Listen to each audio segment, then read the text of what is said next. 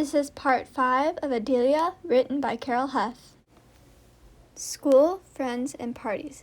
For several years after Adelia's homecoming, she was unable to attend school. A tutor, Maxine, was a regular visitor to our home. As a young woman of the mid-1950s, Maxine did not fit the stereotype of a tutor. She was an attractive woman in her late 20s or early 30s. Maxine was slight of build with fair-colored hair cut short and a curly. Maxine also had a very pleasant personality and a kind way. She was not married, although she had a beau. Frankly, none of us could figure out why her gentleman friend had not popped the question. Maxine was simply an all-around lovely person.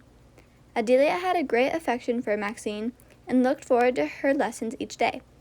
Adeila looked at learning as a privilege. Her illness had taken away all her abilities to excel in any type of physical challenge such as sports, tumbling, or dance. Therefore, Adeila channeled her energies into learning. Mom said that Adeila was like a sponge, absorbing her lessons with every pore of her body. Adeila poured herself into her lessons. Her enthusiasm made her an excellent student who strived to attain high marks.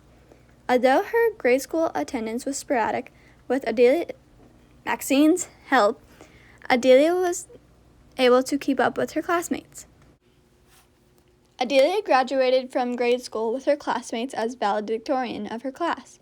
She was even able to attend the graduation party after the ceremony. Even though Adeila had been unable to attend a good portion of her grade school years, she had maintained her relationships with her friends. Here's a close-up image of Adelia's 8th grade graduation picture. Dad is standing just outside of camera range since Adeila was able to stand for only short periods of time without assistance. These friendships extended into her high school years. Our house was usually full of girls over for a slumber party or a pizza party. You can be sure with a house full of girls, there was always something to prevent the residents from any hope of having a dull moment. As a little girl, one of my greatest pleasures was getting to go into Adelia's room when Marie, Adelia's best friend, was over for a visit or to spend the night.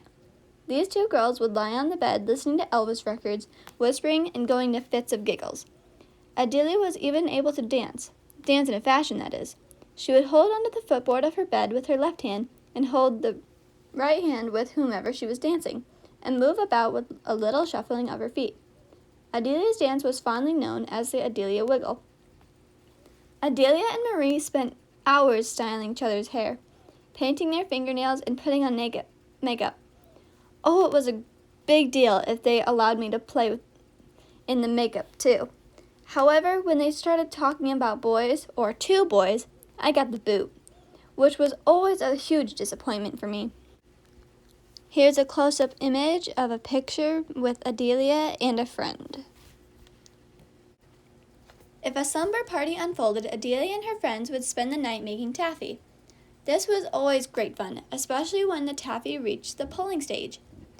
The girls would literally hold each end of a slab of taffy, pulling and walking backwards, stretching the taffy thin. Sometimes they would walk the length of the kitchen before they would fold the pull in half and pull it again.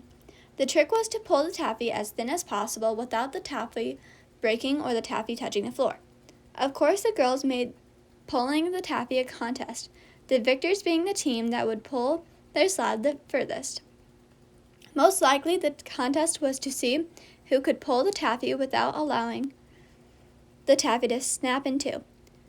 Regardless, at this point, and the taffy was so thin, it would harden up quickly. This made the challenge of getting the taffy cut and wrapped a race against time, rather than a race between the girls. Adeila, unable to participate in the pulling process due to her physical limitations, excelled at the snip and wrap part of the process. Adeila would cut and stack squares of wax paper while the other girls took care of measuring and mixing. By the time the pulling began, Adelia's paper cutting was complete, and she would enjoy watching the pull, joining her friends with cheers and jeers.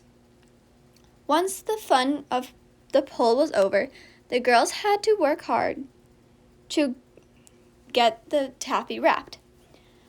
they would get a rhythm going. Some would snip the strips into pieces, and some would wrap and twist the pieces in the wax paper squares. The task, completed with lightning speed, resulted in a great tasting candy as well as a good time by everyone involved. Realizing that most of you would probably never made homemade taffy, and that you probably never will, you should know that it was not all fun and games. Making taffy was a long, tedious process that left the kitchen in a sticky mess. Everything from the stove, sink, and countertop to the floor, rug, and cabinet front required scrubbing. You need to remember that these were young, carefree high school girls, and they were not as neat and careful as they could have been. Nevertheless, the cleanup never deterred them from their fun the next time the opportunity came around. These girls made taffy on a regular basis and were quite good at it. You could bet that any time there was a summer party, whether at our home or one of the other girls' homes, they would be making taffy. The bonus? It was good eating. Mom and Dad did everything they could to ensure Adelia had as normal a life as possible considering her handicaps. Adelia tried anything she wanted to try. Sometimes she succeeded and sometimes she failed. Regardless, she was always ready for the next challenge. One of the things that Adelia wanted to try was playing the piano and organ. She took lessons for several years and became fairly good at both, although she preferred the organ. On occasions, with a lot of persuasion, she played the organ at church on Sunday morning. This rarely happened since the regular organist seldom missed a Sunday of church. The organist's faithful attendance was probably a good thing, since Adelia preferred to play in the privacy of her own home rather than a large audience. Surgery in school. Over the years, Adelia required many surgeries. With each surgery, her mobility improved in one way or another. Maybe she gained a broader range of motion in turning her head or twisting at the waist. Maybe she gained a straighter posture or additional flexibility in her forward bending motions. Regardless, year after year, Adelia improved. Pivotally, the most extensive surgery Adelia had was on her legs. The leg surgery involved moving backward muscles into her positions to become forward walking muscles. Then the moved muscles had to be retrained to move in a forward motion. Each surgery meant months of extensive physical therapy, with Adelia learning to walk all over again. The therapy and walking took effort and concentration on Adelia's part. Although the leg surgeries occurred during Adelia's high school years, she was able to attend high school with her friends. Therefore, Adelia's tutoring became an occasional happening, short periods immediately following her surgery, rather than a daily occurrence. The doctors explained that it was necessary to wait until Adelia reached nearly adult growth before attempting the surgeries to her legs.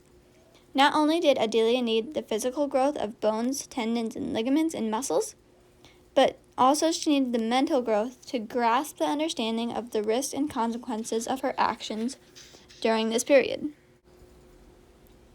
These surgeries were extremely delicate, which would require great caution following each surgery in order to prevent permanent paralysis from some careless action. Following each surgery, Adelia had pins that extended from either side of each knee to hold the moved muscles in place. Periodically, Adelia would go to the hospital for adjustments to the pins. Mom, Dad, and Adelia were advised by the doctors that a fall could be devastating, possibly causing her to never be able to walk again. Adelia made it through each surgery with no problems. The hard part was when Adelia came home and all of us had to face the fear, what if she fell? Mom and Dad spoke urgently with Peggy and me regarding the need for extreme caution during this phase of Adelia's recuperation. They instructed us to give Adelia lots of room to walk and move around the house. Dad went to the high school arranging for Adelia to move from class to class after the other students cleared the hallway. As well, 2 of the young men from school escorted Adelia to each of her classes. These young men were there to support her if she faltered during the classroom exchange. Of course, since Adelia was using crutches, they also carried her books. As well, Adelia was a beautiful, petite, black-eyed brunette with a witty sense of humor, and the young men didn't mind at all being asked to escort Miss Bishop. You may wonder why Adelia did not move about in a wheelchair rather than use crutches if it was so imperative that she not fall. In order for her muscles to live, strengthen, grow, and firmly attach the bone, the muscles needed good blood circulation. Walking made the muscles stretch and flex, creating the stimulation needed for the blood to flow, which would keep the muscle living. During the classroom hours, all students sit for the better part of the day. These hours of sitting were not good for Adelia's circulation. Therefore, it was critical that Adelia walk, even if it was just for a few minutes of classroom exchange time, rather than use a wheelchair. As was typical of most events in Adelia's life, recovery from the leg surgeries was most intensive.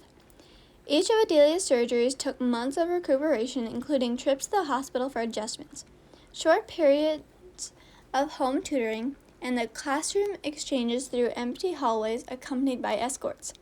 This scenario repeated time and time again for the next 2 years. Gaining more freedom of movement with each surgery, Adelia never complained. Adelia looked toward the future with high expectations. Nothing worthwhile ever comes easy.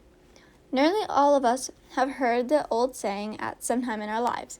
Perhaps the saying held more meaning for Adelia than most.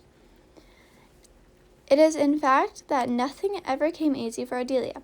She worked extraordinarily hard to gain every movement she ever acquired, with her leg surgeries being no exception. After 2 months following Adelia's last leg surgery, the females of our home had gone down the street near our tiny community to a store called the Bobo Grocery. The Bobo family ran the store, located in the front part of the building. The back part of the building served as the Bobo home. The store was not a fine, posh store like those found in Lewistown or Canton, but it did carry the necessities in the warm greeting of a small town living. The problem was the doorway of the Bobo store. The doorway leading into the store had a 2x4 crossing the tow line. Yep, you guessed it. Adelia fell over this 2x4. Fortunately, with Mom, Peggy, and me all grabbing her, Adelia landed softly on her bottom, not even touching the pins in her knees. Adelia's fall gave us all quite a scare. However, Adelia's fall nearly scared the owner, Jim Bobo, into an early grave.